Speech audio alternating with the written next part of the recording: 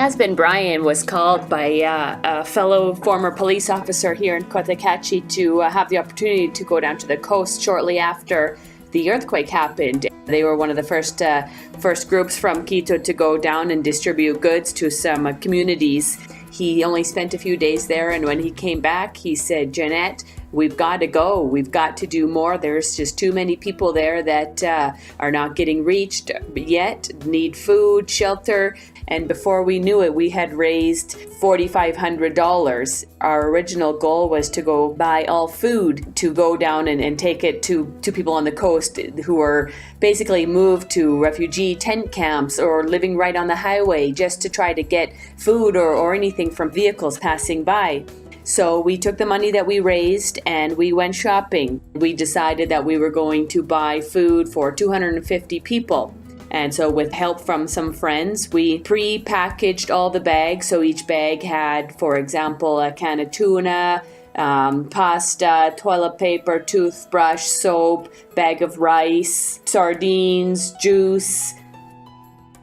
I read an article on Facebook about a doctor in Pedernales, which was a town very near to the epicenter. This doctor said his clinic collapsed and immediately moved his services onto the street, and he was in desperate need of a generator. And we went to our local ferreteria hardware store and bought a generator with some of the money that we raised, and we fit that into the truck as well. The truck was pretty heavy going down, but we had the generator and 250 bags of food for families.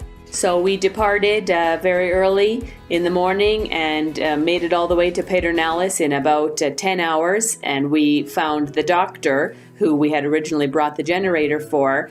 And he was just an amazing man and very, very honest. And he said, "You know what, thank you so much, but I was able to borrow one from my brother in Quito, and please take the generator to somebody else who needs it a little bit more." So we figured, I'm sure we're going to find somebody else who needs it. So we carried on from Pedernales down the coast.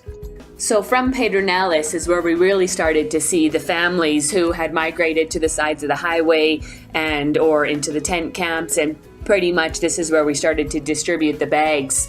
We would just stop at a location where there was people on the road or on the highway or in a camp and deliver the bags. And situations like that can get kind of hairy, but we were able to keep it under control and trying to let the people know that it's one bag per family with enough food in it to last a few days. And that went well. We worked our way all the way down south through Hama, Canoa, Bahia, and then we actually terminated the first day in San Clemente, where Brian had stayed the week before and knew there was still a hotel standing. We distributed all 250 meals in between those 2 days.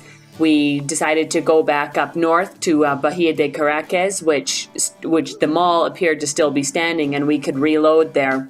We reloaded another 100 meals and decided to take them up to Canoa, which has some other expats there that we had heard from.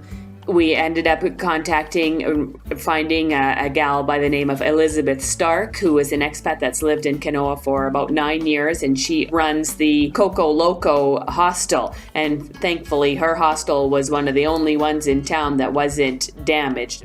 So we showed up with food for 100, and she was just overwhelmed.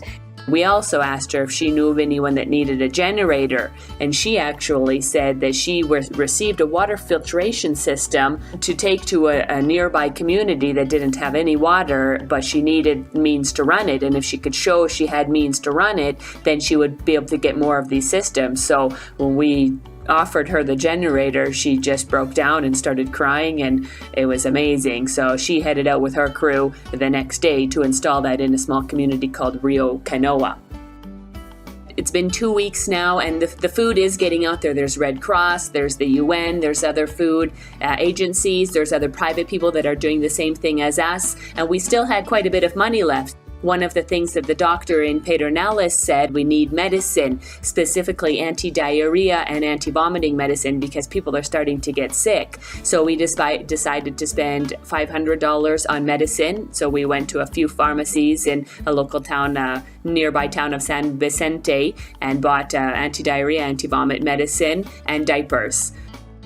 Elizabeth said one of the projects that they wanted to get on the ground was to start a tool library. So local people from the community could come and check out a tool for the day. These people have no means to get any tools or buy any tools, and we spent $1,500 on tools: wheelbarrows, drills, sledgehammers, saws, grinders, hammers.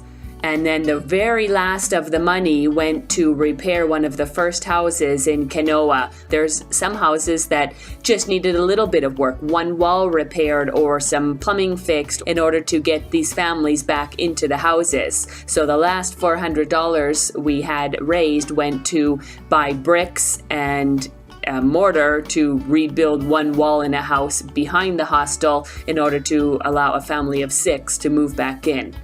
So we've kept in touch with Elizabeth in Kanoa, and they have just built a market out of bamboo with a few stalls in the middle of town, and are right now working on trying to build some sort of animal refugee shelter, because 85% of the population of the town has moved out to tent camps, and they aren't allowing pets out there. So the pets, the dogs, are just roaming the streets, starving and nowhere to sleep.